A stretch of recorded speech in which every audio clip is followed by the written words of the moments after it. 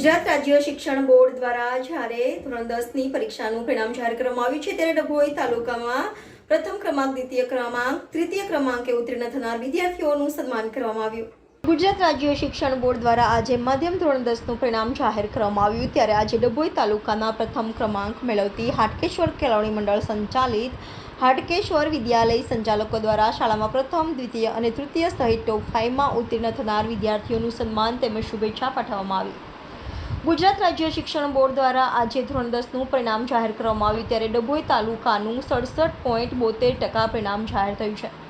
ત્યારે ડભોઈ તાલુકામાં સાઠોદ ગામની હાટકેશ્વર કેળવણી મંડળ સંચાલિત હાટકેશ્વર શાળાનું તાલુકામાં સૌથી વધુ પરિણામ 85.71% આવ્યું હોય ત્યારે શાળાના શિક્ષકો અને સંચાલકો સહિત વિદ્યાર્થીઓની મહેનત રંગ લાવી છે.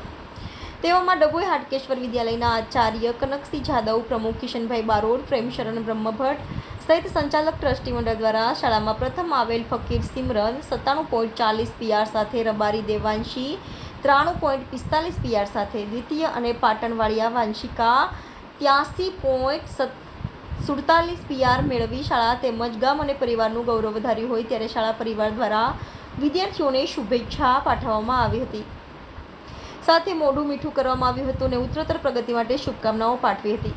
રિપોર્ટર ઉદય પંડ્યા, YNN ન્યૂઝ, ડભોઈ. આજરોજ ગુજરાત માધ્યમિક શિક્ષણ બોર્ડ દ્વારા ધોરણ 10નું પરિણામ ઓનલાઈન જાહેર કરવામાં આવ્યું, જેમાં અમારી શ્રી હાટકેશ્વર વિદ્યાલય સાઠોદ, તાલુકો ડભોઈ, જેનું પરિણામ ડભોઈ કેન્દ્ર ખાતે 85.71% સાથે અમે પ્રથમ સ્થાને રહ્યા છે. અમારું જે આ રિઝલ્ટ આવ્યું એના લીધે અમારા વિદ્યાર્થીઓમાં, શિક્ષકગણમાં અને સંચાલક મંડળની અંદર આ ખુશીનો માહોલ છવાઈ ગયો છે. આજે અમારું રિઝલ્ટ આવ્યું એની પાછળ અમારું સંચાલક મંડળે પણ ઘણા પ્રોત્સાહિત કર્યા અમને, અમારો શિક્ષકગણ જેને પણ ટીમવર્કથી કામ કર્યું અને અમારા જે વિદ્યાર્થીઓ છે એમને પણ ખૂબ જ મહેનત કરી અને અમને આ સફળતા અપાવી. અમારી શાળાનું જે 85.71% પરિણામ આવ્યું એમાં પ્રથમ ક્રમે છે ફકીર સિમરન, કે જે આર્થિક રીતે આમ જોવા જઈએ તો આ છોકરીઓ આર્થિક રીતે ઘણી પછાત કહેવાય, જેને કોઈ ટ્યુશન કે કોઈ હતું જ નહીં. શાળાની અંદર મહેનત દ્વારા જ એ લોકો આ પરિણામ મેળવી શકી છે. એમાં સિમરન 97.40% PR સાથે પ્રથમ ક્રમે આવેલી છે, જ્યારે બીજા નંબરે છે દેવાંશી, એ 93.45 PR સાથે દ્વિતીય સ્થાને આવેલી છે. એટલે આમ શાળાનું પરિણામ વધારવામાં એમને ખૂબ સારી આ વિદ્યાર્થીનીઓએ મહેનત કરી છે. મારું નામ રબારી દેવાંશી છે. હું 10મા ધોરણમાં અભ્યાસ કરતી હતી. મારી PR 93.45 આવી છે. અમારા શાળાના આચાર્ય, સ્ટાફ તથા દરેક શિક્ષકોએ સંપૂર્ણ સહકાર અમને આપ્યો છે. અમને શાળાના સમય દરમિયાન પણ અમને અહીંયા વધારાના સમય, એક્સ્ટ્રા ટાઈમ માટે અમને વાંચવા બોલાવતા હતા. કોઈ પ્રશ્ન હોય તો અમે સરને ગમે તે સમયે પણ ફોન કરીને પૂછી શકતા હતા. સર પણ અમને પર્સનલ અટેન્શન આપતા હતા. અમે જે કહીએ એ સર બધા જ ક્વેશ્ચન કેરી કરી આપતા હતા.